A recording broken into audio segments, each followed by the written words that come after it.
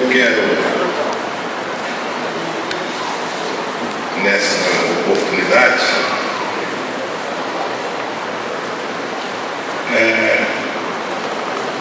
eu gosto muito de um texto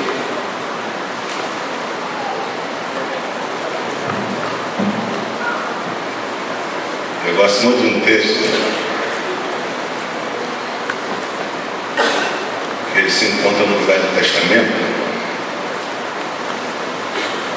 que é no livro do profeta Isaías. O capítulo é o 41.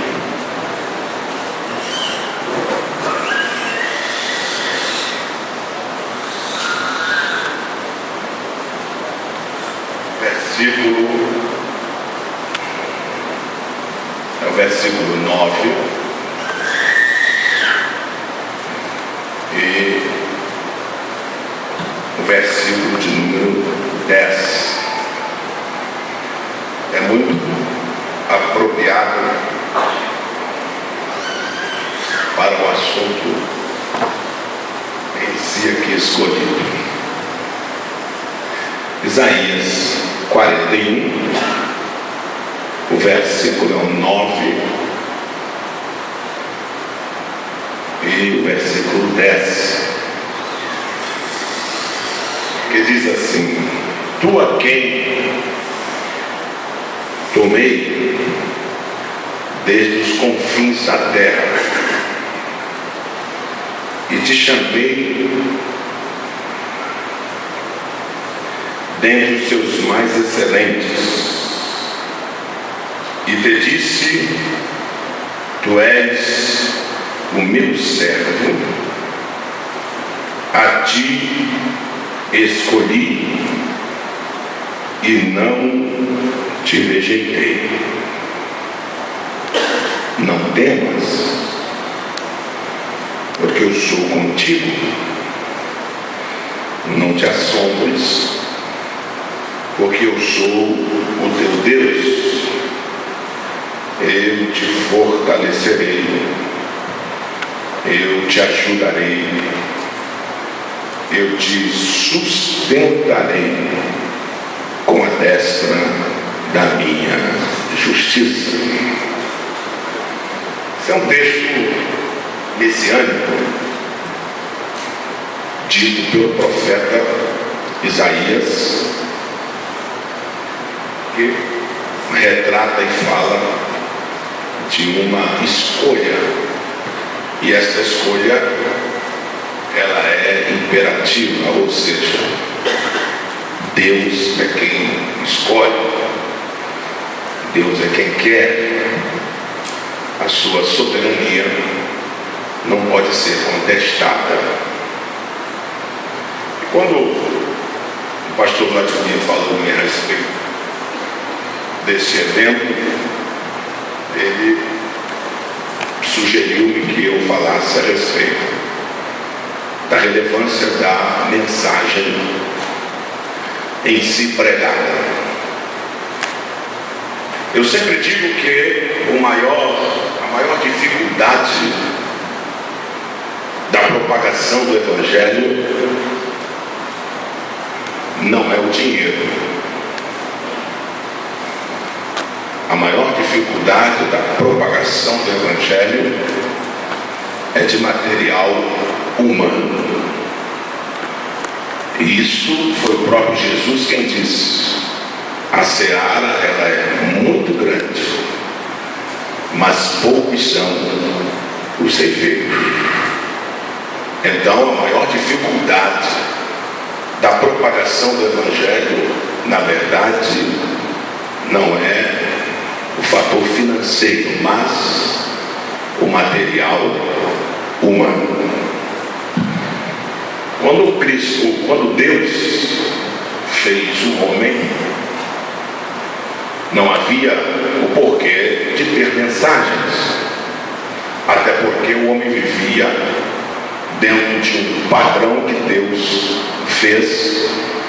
Gênesis 2:8, plantou o Senhor Deus no jardim do Éden, pôs ali o homem que havia formado e deu a este homem tudo aquilo que era necessário para que ele multiplicasse, povoasse a terra e administrasse.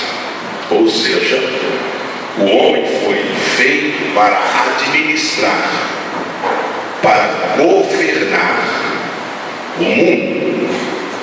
Logo, nós entendemos que também foi feito para adorar a Deus, porque a própria Bíblia diz que tudo que tem fôlego, louve ao Senhor.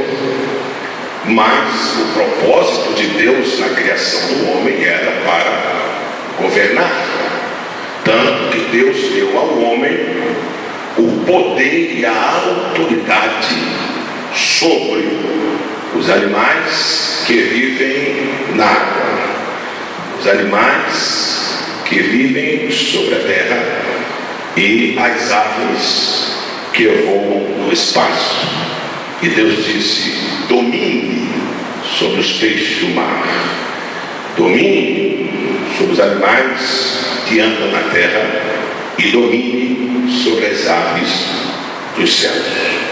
Então, logo, o propósito de Deus na criação do homem era para que o homem governasse, era para que o homem povoasse a terra, e aqui implantando o governo do próprio homem que Deus havia dado a ele, que não deu a nenhum outro ser, que é o poder de criação. Se existem um ser além de Deus que tem poder de criar, este ser se chama o homem. Os anjos não criam, os querubins não criam, os serafins não criam, o diabo não cria. O diabo imita ou inventa, mas só quem cria é Deus e o homem. Deus deu ao homem essa capacidade para que o homem então governasse tudo isto que nós estamos vendo. Porém, Satanás, não satisfeito, personificado na serpente, ludibriou a varoa, esta ao varão, e ambos pegaram diante de Deus. Então foi aí que o projeto que Deus havia feito, que era o cordeiro que foi morto desde a fundação do mundo, esse projeto que Deus fez para salvar o projeto chamado homem. Então foi aí que nasceu, foi aí que passou a existir então a palavra chamada mensagem para o homem, ou seja, uma mensagem que viesse do coração de Deus com o propósito definido de restaurar o homem, trazer o homem de volta para o lugar de onde ele nunca deveria ter saído. E isto está bem claro. O próprio Deus é quem fala a primeira mensagem, quando ele sentencia o homem chamado Adão, quando ele sentencia a mulher e quando ele sentencia a serpente. E na sentença da serpente, então Deus prega a primeira mensagem quando ele diz: porém, inimizade entre ti e a mulher. Da mulher vai nascer um que você vai ferir o calcanhar e ele esmagará a sua cabeça. Então perceba que nesta palavra que Deus transmite, nesta frase ou nesta mensagem, Deus então revela um projeto que havia no seu coração, o projeto de restaurar o homem, o projeto de transformar o homem ao princípio daquilo que havia sido criado. Então o Senhor Deus, através disso, começou a falar para toda a humanidade, por alianças, por dispensações. Mas o que diz respeito à palavra, ou o que diz respeito à mensagem, sermão, pregação, é muito, não vou dizer nem complexo, mas mensagem é algo misterioso. Uma mensagem é algo misterioso, que somente o Senhor Deus, mas ninguém pode revelar. Uma mensagem, uma pregação, um sermão, somente o próprio Deus pode revelar.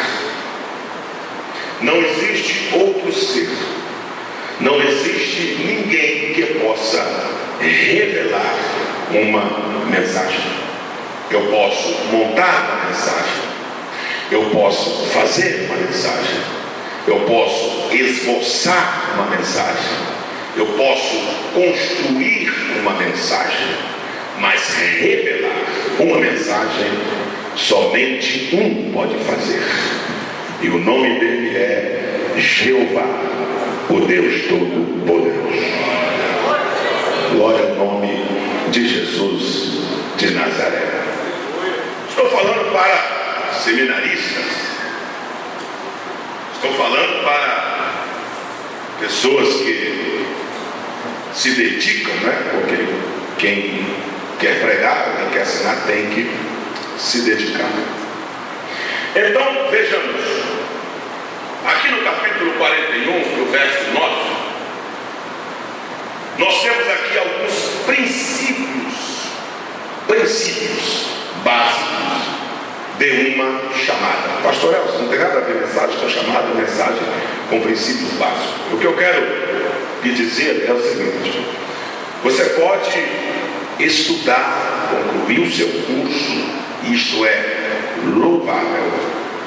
Você pode ter o prazer de aprender, de entender e de compreender.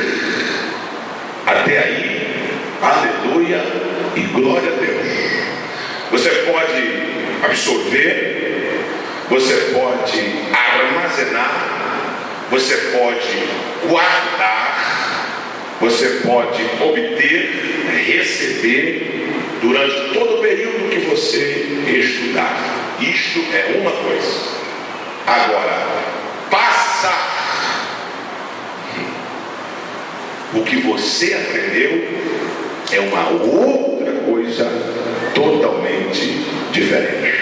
Anote isso. Uma coisa é você aprender, uma coisa é você compreender, uma coisa é você ser ensinado, estudar, ter a compreensão de todas as matérias. Outra coisa é você ensinar, passar o que você aprendeu. É aí que entra então os princípios básicos de uma chamada. Ninguém estuda ou ninguém faz um seminário simplesmente porque ele quer ser um pregador, porque ele quer ser um grande expoente da palavra, um expositor da palavra. Ninguém quer fazer um seminário porque quer ser um grande pregador, um grande conferencista. Uma coisa é você aprender, outra coisa é você ser. E no que diz respeito a você ser, é que se entra os princípios de uma chamada. Estão entendendo? É onde se entra os princípios de uma vocação, de uma chamada divina. Aqui o texto diz assim, verso 9: Tu, a quem te tomei desde os fins da terra, chamei-te desde os seus campos e te disse: tu és meu servo. Aqui você tem bem claro, aqui você tem bem nítido que existe alguém superior, soberano, que impõe a sua vontade. Ninguém está dizendo aqui, eu quero. Ninguém está dizendo aqui, faça de mim. Ninguém está dizendo aqui, eu quero ser. Ninguém está dizendo aqui, me chame. Ninguém está dizendo aqui, me vocacione. Ninguém está dizendo aqui, faça de mim. Ninguém está dizendo aqui, olha eu aqui.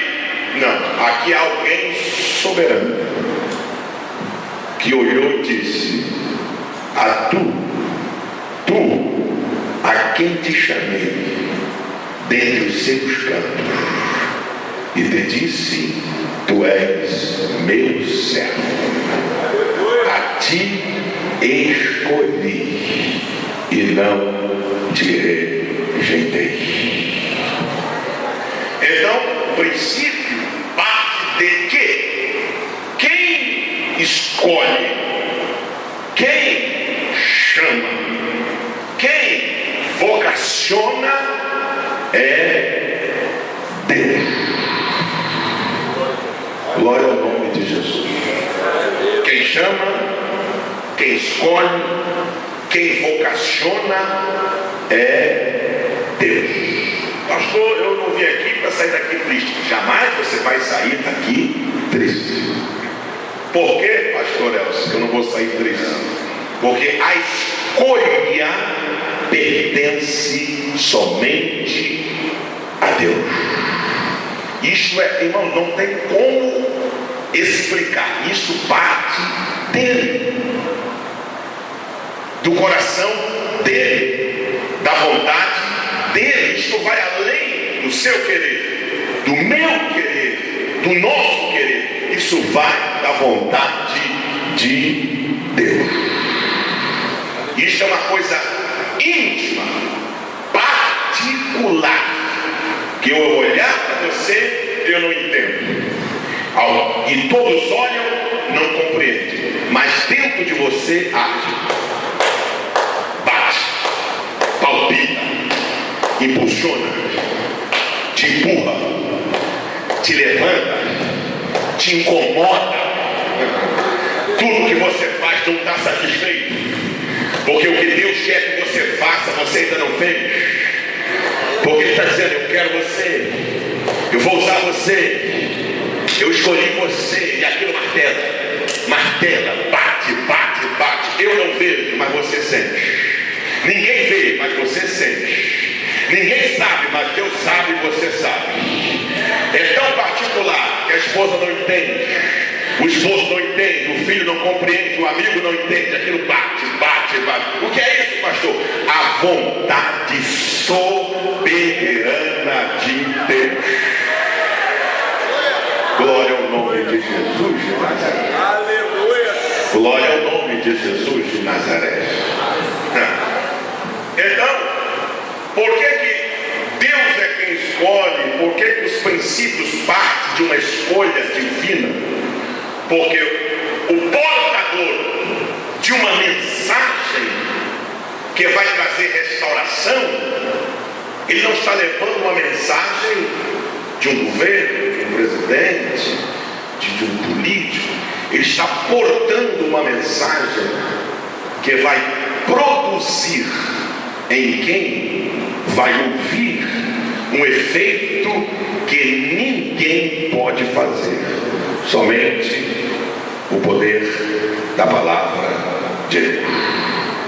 Então, senão, veja, para que você tenha êxito, para que você tenha sucesso, essa palavra sucesso não é glória para si, sucesso é conseguir alcançar seu objetivo. numa mensagem para que ela alcance o seu objetivo, você deve compreender no mínimo 3 coisas. Os grandes estudiosos, seminaristas, como o pastor Vladimir, existe a palavra chamada hermenêutica e a palavra chamada exegese, que há muitos séculos atrás elas eram sinônimos, ou seja, a mesma coisa. Que a hermenêutica era a mesma coisa que a exegese. Não se diferenciava. Hermenêutica e exegese é a mesma coisa. Mas com o tempo passando, o entendimento sendo renovado e alcançando mais conhecimento, então conseguiram separar uma da outra. E a hermenêutica ficou como descobrir o verdadeiro sentido do texto. E a exegese, a arte da aplicação do texto. Ou seja, vou repetir, a hermenêutica ficou como sendo descobrir o verdadeiro sentido do texto que você está lendo. E a exegese ficou como a arte de aplicar o texto. Logo, ela acompanha uma terceira matéria que se chama a homilética, que é a arte de falar em público. Então, para uma mensagem ela ter o alcance que se deseja, ela não precisa ser uma mensagem de 1 hora, ela não precisa ser uma mensagem de meia hora, ela também não tem necessidade de ser de 10 minutos ou de 2 horas. Ora, pastor, se ela não tem necessidade desse tempo todo, qual é a necessidade que existe na mensagem? Ela tem que alcançar o seu objetivo. Tanto ela pode alcançar com 10 minutos, como ela pode alcançar com meia hora, como ela pode alcançar com 1 hora. A própria Bíblia diz: não é por muito falar que sereis ouvidos. Então, na elaboração de um sermão, ao construir, ao formar um sermão, você precisa primeiro compreender o verdadeiro significado do texto. Eu, particularmente, pastor Elcio Assis, antes de falar qualquer texto, eu o leio e falar aquilo que Deus não quer falar. Meu Deus do céu! O meu maior medo é esse: será que hoje ele vai me usar? Meu Deus, será que ele vai me usar? Será que ele vai me usar? Será que ele vai me usar? Não deixa eu falar o que eu sei, fala o que o Senhor quer falar. Não deixa eu me tornar um papagaio, mas que eu sempre seja alguém que porte uma mensagem que vem direto do teu trono. Não me deixe falar aquilo que eu sei, mas aquilo que o Senhor quer que eu fale. Por quê? Porque a mensagem não é minha. A mensagem é mais sua do que minha. Por quê? Porque a mensagem não é para quem fala, é para quem ouve. Você pode adorar o Rei da Glória. A mensagem é para quem ouve. A mensagem é para quem sentou aí. A mensagem é para quem vai fazer o tempo de seminário que está na grade para você fazer. Então você veio aqui, a mensagem é para você. E ao absorver essa mensagem, você sabe que quando você falar, não é para você, é para quem vai ouvir. Então saiba de uma coisa: sempre tenha medo deste particular. Deus, não deixa eu falar por falar, mas que o Senhor fale através da minha boca. Oh, glória seja dada ao nome de Jesus de Nazaré. Ao entender isso, ao compreender isso, você precisa compreender porque ao conhecer a hermenêutica e a aplicação do texto, você precisa ter a arte de falar em público. Ora, pastor, isso aí não é tão difícil. Não, não é muito mesmo, não. Porque Fernando Collor de Mello era um baita de um homem que sabia falar em público. O falecido Leonel Moura Brizola, com aquela vozinha dele, arrebatava multidões. Hitler, com seu discurso, fez uma miséria no mundo, Mussolini e outros. Então a arte de falar em público, ela tem que ser diferenciada na igreja. Por quê, pastor? Porque uma coisa são políticos falando, ditadores falando, outra coisa é você ser o portador de uma mensagem.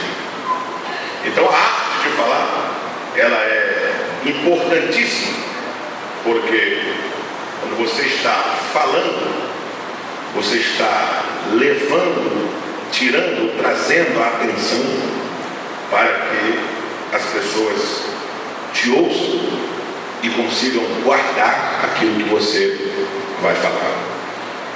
No Velho Testamento existem alguns pregadores que, se pregassem hoje, arrebentariam. Um é o profeta Jonas. E é isso, pastor. O Jonas, ele tinha um jeito de pregar tão terrível que até os animais o rei botou para jejuar. Podem chamá-lo de fujão, podem chamá-lo de covarde que não quis ir, mas quando o cabra abriu a boca, o rei disse: até animal jejua. Mas que coisa é essa? O homem prega, mas prega mesmo, me levou ao arrependimento. Vai jejuar todo mundo. O segundo, que se pregasse hoje arrebentaria, era o Elias, devido à sua ousadia e autoridade com que ele falava e sua pujança diante de um rei que era um dos piores reis de Israel. O Elias usava uma frase que eu admiro demais: vive o Senhor, em cuja face eu estou. Se nós pudéssemos falar isso sempre, não tinha céu que ficasse fechado para nós ou aberto. Vive o Senhor, em cuja face eu estou. Significa sair do escritório dele agora. Eu estou tão cheio aqui, eu estou tão cheio, que eu vou dispensar o assim diz o Senhor, e vou falar segundo a minha palavra. Não vai chover em Israel, e nem orvalho vai cair do céu. Oh, glória ao nome santo de Jesus de Nazaré. Oh, aleluia. E o terceiro é o pregador dos pregadores, o maior de todos eles, o dono da palavra, a verdade que não falha, Jesus de Nazaré. Esse tem que tirar o chapéu. Qual é a diferença dele para os outros? A diferença dele é que ele era um carpinteiro. A diferença dele é que ele era filho de José e da Dona Maria. A diferença dele é que ele era pobre. A diferença dele é que ele não dispunha de muitas coisas a seu favor, mas quando abria a boca, em questão de minutos, multidões lhe cercavam.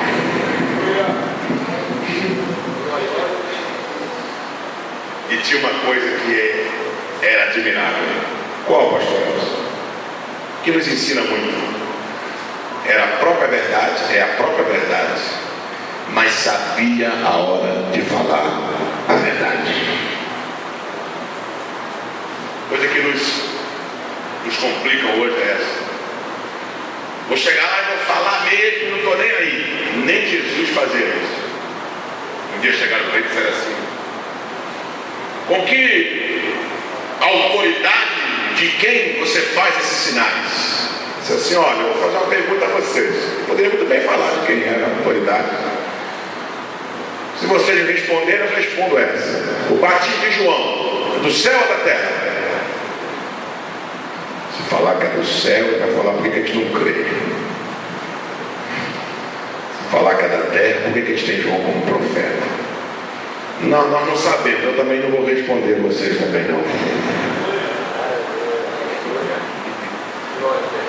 Irmão, verdade, ela é verdade.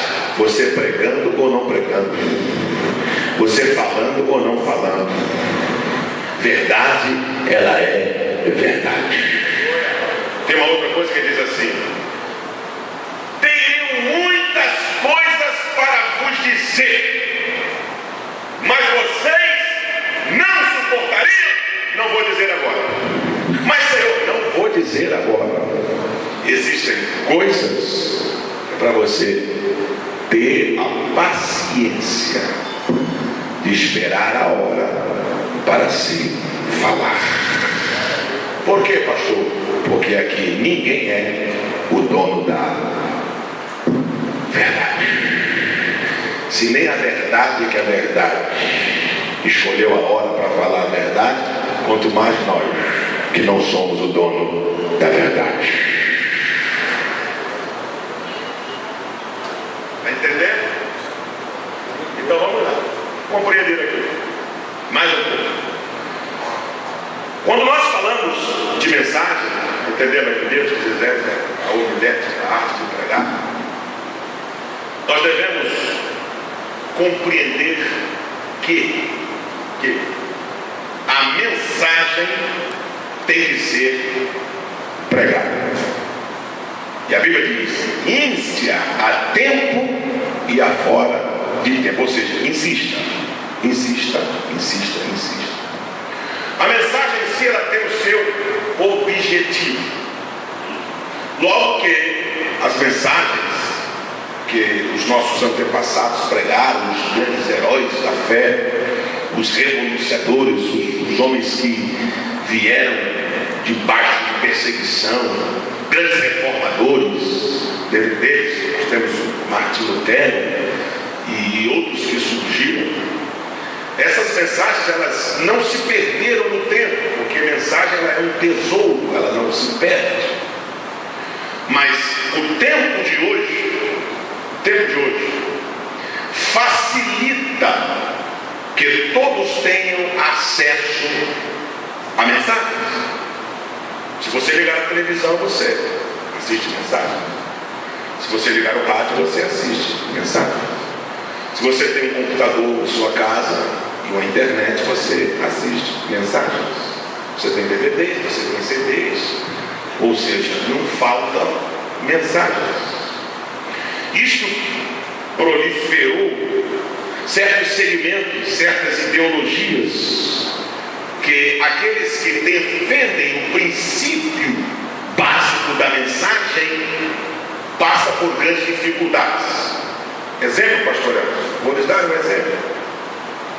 Quando na verdade a mensagem ela tem o objetivo da restauração e a transformação do homem. Paulo disse aos Coríntios: eu quando fui ter convosco, eu não fui ter com palavras persuasivas, mas com demonstração de poder no Espírito Santo. Porque o poder do Evangelho não está somente nas línguas estranhas e nas profecias, mas na transformação do homem. Ou seja, a mensagem que nós temos que pregar, a mensagem que nós temos que transmitir, o objetivo é transformação do homem. Por isso que você, quando for portador de uma mensagem, Não perca o foco de que e para que serve a mensagem. Se você está estudando no seminário, você quer se tornar um grande pregador ou uma grande pregadora, com o objetivo de holofotes, com o objetivo de câmeras, com o objetivo de sites, com o objetivo de ser conhecido, com o objetivo de ser o teu nome ganhar notoriedade, com o objetivo de atrair para si tudo aquilo que você deseja. Muda hoje ou desiste agora, porque a mensagem é para transformação do homem. Glória a Deus, aleluia. Então, como eu disse, o acesso que as pessoas têm a mensagens, fast food de mensagem, né? Você clicou, você tem uma mensagem onde você quiser, que traz ideologias diferenciadas, mas o evangelho genuíno de Jesus Cristo, a mensagem é transformação do homem. Paulo escreve aos Romanos 12:2 e diz assim: transformai-vos pela renovação do vosso entendimento. Quando nós compreendemos, quando nós absorvemos que realmente Deus quer numa mensagem, fique bem tranquilo que tudo aquilo que Deus chamou para você fazer vai se cumprir na sua vida. Fique bem tranquilo, fique bem descansado. Para aquilo que você foi chamado, você vai cumprir o que Deus fez na sua vida.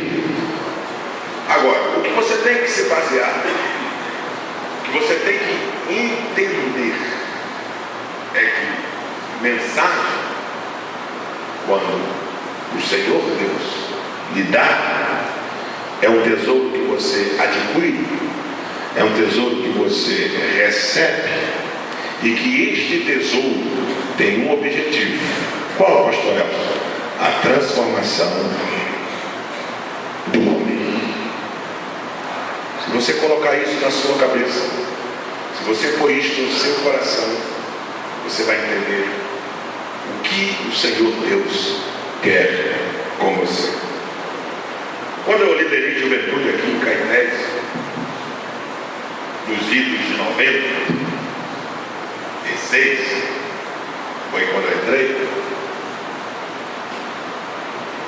Eu me lembro que se não foi o primeiro ano da nossa gestão com o reverendo Enoque, deve ter sido o segundo ano. Um pregador não ia poder vir e eu descobri antes. E quando eu descobri que ele não poderia vir, eu comuniquei ao Enoque e disse: olha, fulano não vai poder vir. Eu também não vou querer que ele mande outro. Eu tive que tomar um susto aquele dia. O Enoque disse: não tem problema não, você prega. Eu disse: como é que é? Não, você prega. Eu disse: não, mas é a Bíblia lutando. Você vai pregar e eu vou pregar? Não, você prega. Foi a primeira vez que eu preguei num congresso de jovens aqui em Caetés. Eu confesso que eu tremi as pernas, e as pernas batiam uma na outra, porque eu nunca imaginava, e quem é mais próximo de mim sabe, eu nunca imaginei que eu seria, ou que Deus faria de mim um pregador. Eu pregava, dava palavra. Os condenados disseram assim: não, pai, você não perde para nenhum desses. Eu cá comigo agora que doidou tudo mesmo. Você não perde para nenhum desses. E eu fiquei a meditar. Meu Deus, tem misericórdia. Irmão, não lembro nem o que eu preguei. Faz um tempinho, eu não lembro nem o que eu preguei. O que o senhor está querendo dizer com isso, pastor Nelson? Eu estou querendo dizer o seguinte: se o Senhor te chamou e Ele tem uma mensagem para você falar, você vai falar. Se o Senhor te vocacionou, se o Senhor te escolheu como portador de uma mensagem, você terá esta mensagem. Glória seja dada ao nome de Jesus de Nazaré. Ele disse: fui eu que te escolhi, não te rejeitei. Não temas, eu te ajudarei, eu te esforçarei, eu te sustentarei com a destra da minha justiça. Não temas, certamente envergonhados e confundidos serão todos aqueles que se levantarem contra ti. Os que contenderem contigo tornar-se-ão em nada e coisa de nenhum valor, porque eu sou o Senhor que te tomo pela tua mão direita e te digo: não temas, eu te ajudarei. Você pode levantar a tua mão e adorar? Oh, glória seja dada ao nome de Jesus.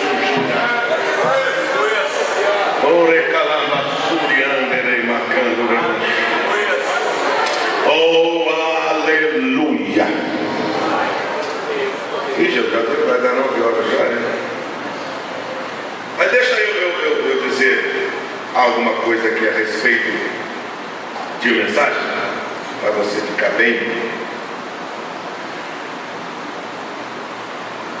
A grande dificuldade de quando você se torna um mensageiro, repete comigo: mensageiro.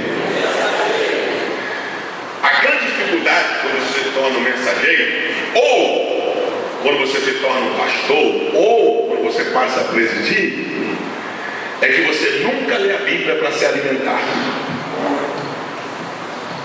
Estou errado? Nunca.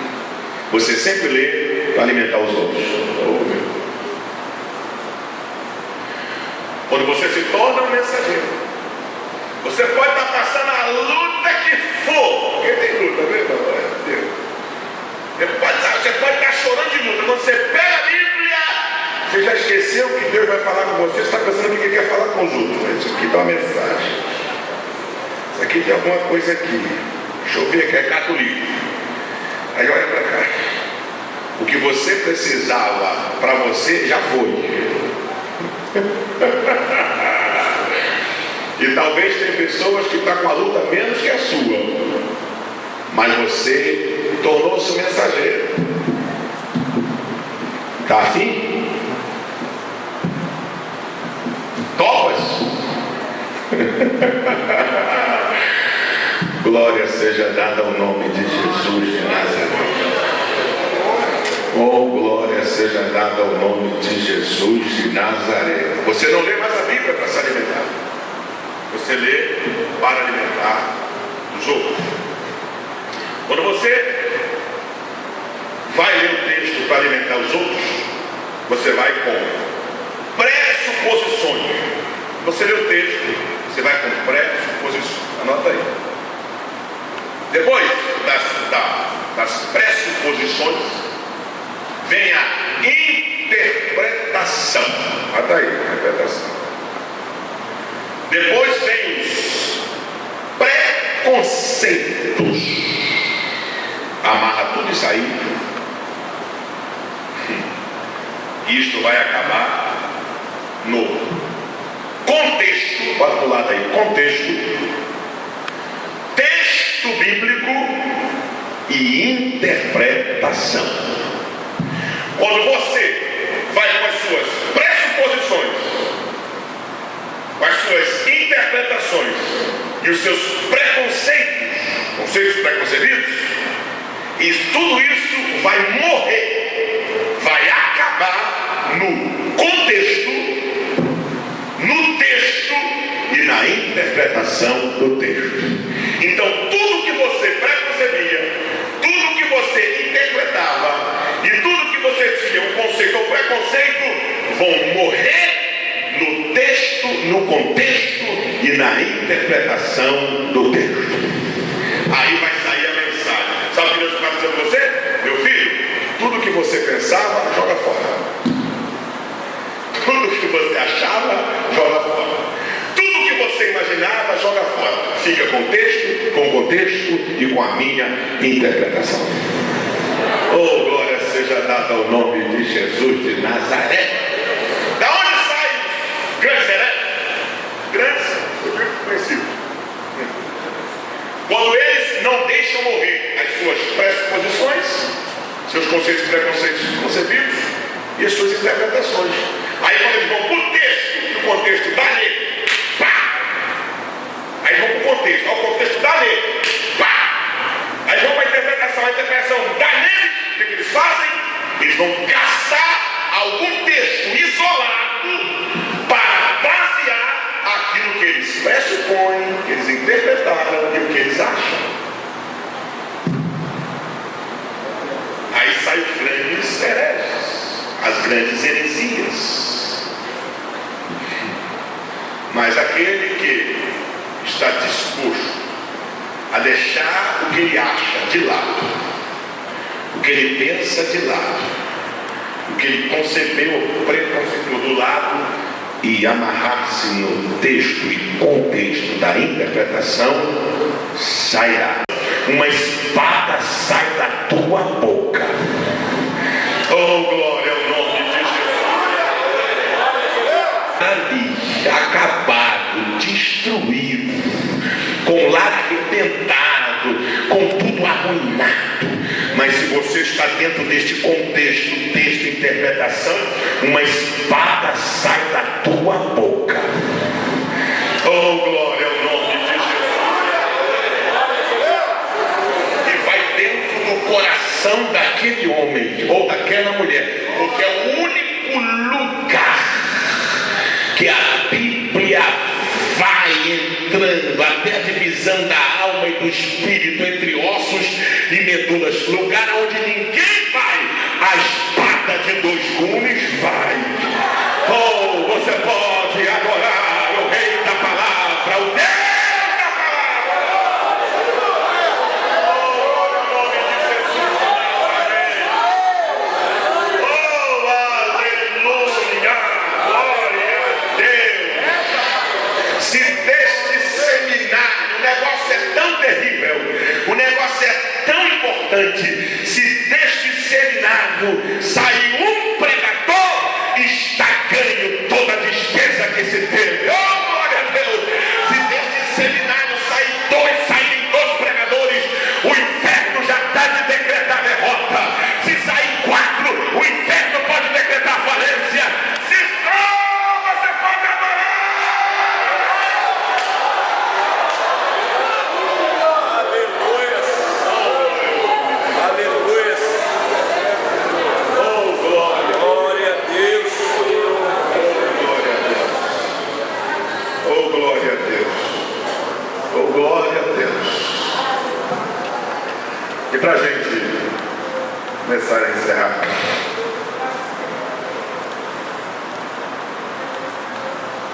o homem que foi criado por Deus, nós chama de ser tricótomo, porque ele tem alma, corpo e espírito, uma noção da razão, outra materialização dos seus atos.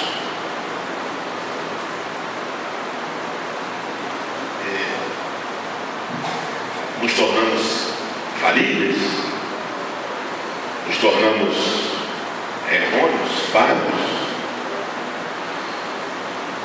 E a arte de pregar, quando alguém me pergunta, às vezes tem entrevista por aí, né?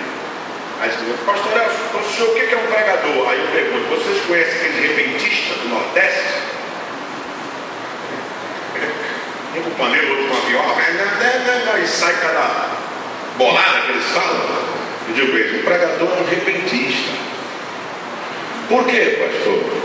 Porque muitas das coisas que ele fala no púlpito, ele nunca imaginou de falar, e saiu ali na hora. Mas como é isso? Aí eu falei para eles: isso chama-se a revelação do texto. O que é uma revelação do texto? A Bíblia, ela é Bíblia e não é igual a nenhum outro livro, porque ela tem a célula mata chamada fé. Fé. É a fé que faz a Bíblia ser viva. Você lê o jornal não tem fé. Qualquer outro livro não tem fé. Mas a Bíblia tem. A célula que comanda a Bíblia, da vida da Bíblia, chama-se fé. Por isso que a Bíblia, qualquer texto que você lê, se botar 1000 pessoas para falar a respeito dele, vai sair alguma coisa diferente. Isso chama-se revelação na inspiração do texto. Então, um conselho básico para quem vai pregar ou vai ensinar: não fale de um texto difícil, porque nunca ninguém falou. Fale de um texto conhecido, que todos já cansaram de falar. Por quê, pastor? É aí que está o segredo. É que alguém tirou essa mensagem desse negócio. Eu já li isso aí umas 15 vezes. Porque não é jornal. Se fosse jornal, 2 vezes dentro já parou. Mas é Bíblia. A Bíblia que falou para o meu avô fala para mim, que falou para os meus antepassados fala para mim, vai falar para você. Então, uma mensagem revelada é algo que nem todo mundo tem. Isso aí nem todo mundo tem. Um pregador porta uma mensagem. Se vocês perguntarem: pastor Elcio, quantas mensagens o senhor tem? Eu vou dizer para vocês sem medo, um pouquinho de medo de errar. Quantas mensagens o senhor tem, pastor Elcio? Mensagem que eu tenho? Que eu lembro? Sim. Olha, não vai chegar a 20. Que é isso, pastor? Não vai chegar a 20. Eu não entendo, não vai chegar a 20. Mensagem que eu lembro, não vai chegar a 20. Quantos tempos de DVD eu soltei? 36. Gravado, posso só gravar. E mensagem, não vai chegar a 20. O que significa isso? Isso significa que um mensageiro, portador de uma mensagem, ele é limitador.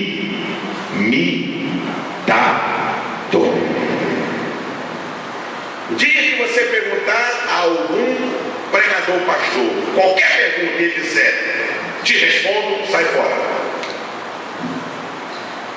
Que é isso, pastor? A mais difícil que você já perguntou, que alguém de você fazer, eu sei, sai fora. E qual seria a resposta de qualquer ensinador? No momento eu não posso te responder, mas vou pesquisar. E amanhã te trago a resposta. Por que, pastor Elcio? Porque ninguém sabe tudo. Deus não é uma matéria. Deus é um ser. Que quanto mais a gente conhece, mais tem para conhecer. Conheçamos e prossigamos em conhecer ao Senhor Deus. Pode adorar a Ele.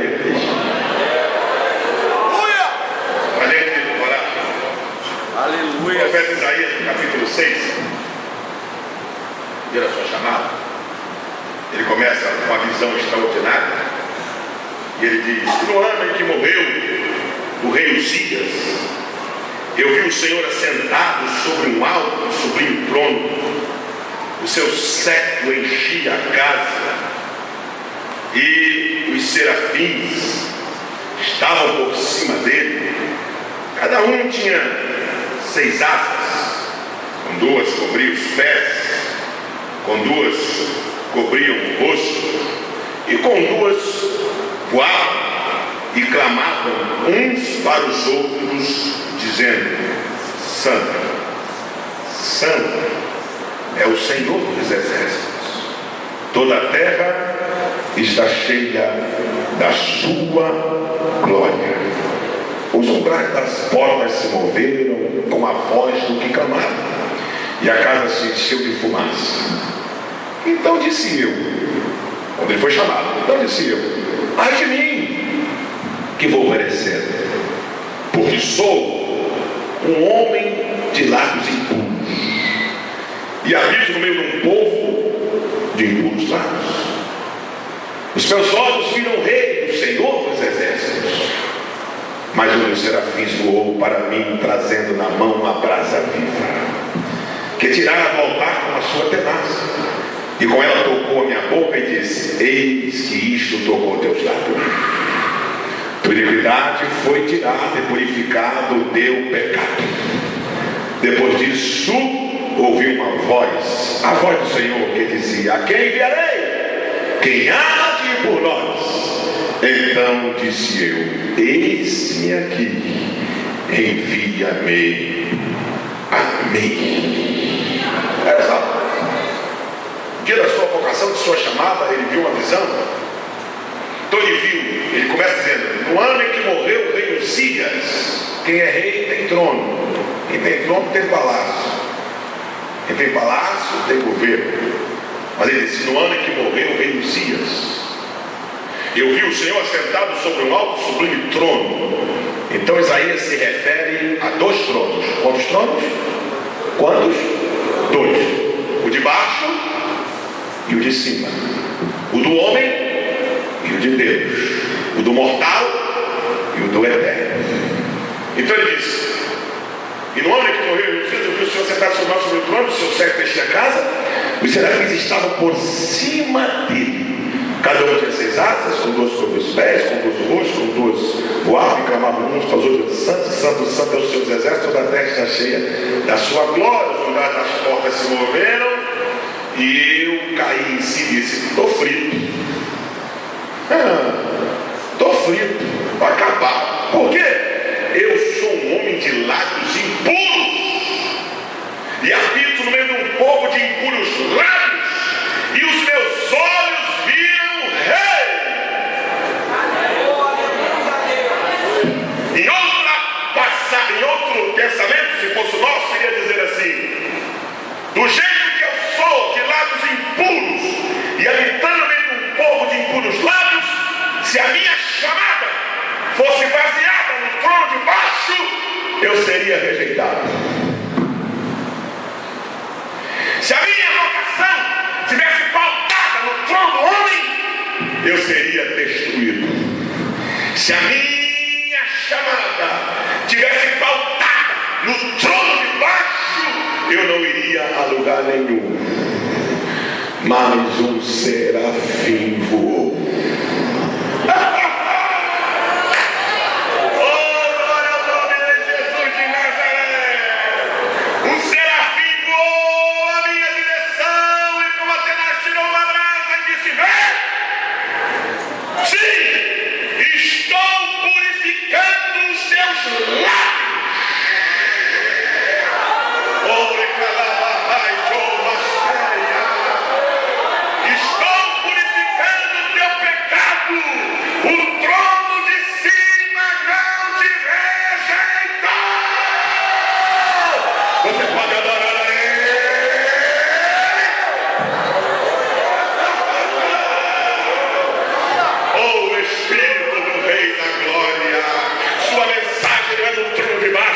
Sua mensagem é do trono de cima.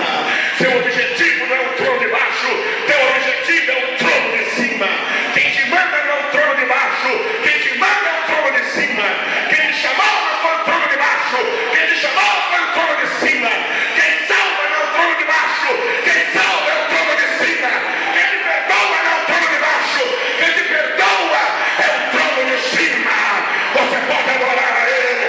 Levanta as tuas duas mãos.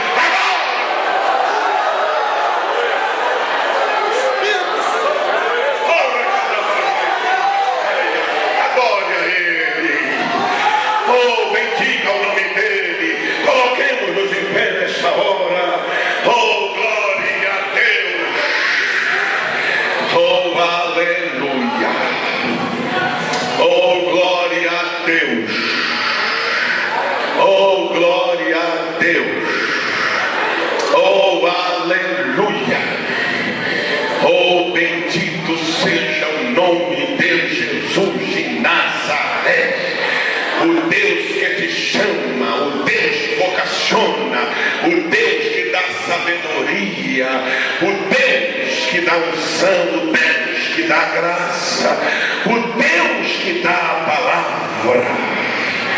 Oh, glória a Deus! Glória a Deus! Aleluia! Oh, glória a Deus! Oh, glória a Deus! Para a gente encerrar, só para encerrar, outra vez eu vou na sala de aula, aí eu ouço perguntas, não vou responder todas elas, acho que eu souber. Portador de uma mensagem carrega um tesouro. Guarde isso. Portador de uma mensagem carrega um tesouro. Agora, pastor Elcio, eu não tenho uma mensagem de 50 minutos. Eu não estou falando da duração ou do tempo de uma mensagem. Estou falando de uma mensagem. Seja de 5, de 10, de 15 ou de 40. E guarda isso que eu vou dizer agora, para quando você estiver pregando, transmitindo. Guarde isso aí. Sempre desça de um púlpito achando que não falou tudo, do que achando que falou demais. Vou repetir. Desça do púlpito sempre achando que faltou uma coisa. É o melhor sentimento que tem. Podia ter falado mais isso, se não falou, foi porque Deus não quis. Mas quando você diz, falei tudo e mais um pouco, falou aquilo que Deus não queria que você falasse. Levante a tua mão para orar no reino dos reis e Senhor dos senhores. Oh, glória a Deus. Oh, glória a Deus. Eu ministro sobre a tua vida a unção de profeta, a unção de pregador, a unção de portador de uma mensagem que conduzirá à restauração de quem vai ouvi-la, em o nome de Jesus de Nazaré. Dê um abraço no teu irmão, diga: sejamos portadores de uma mensagem.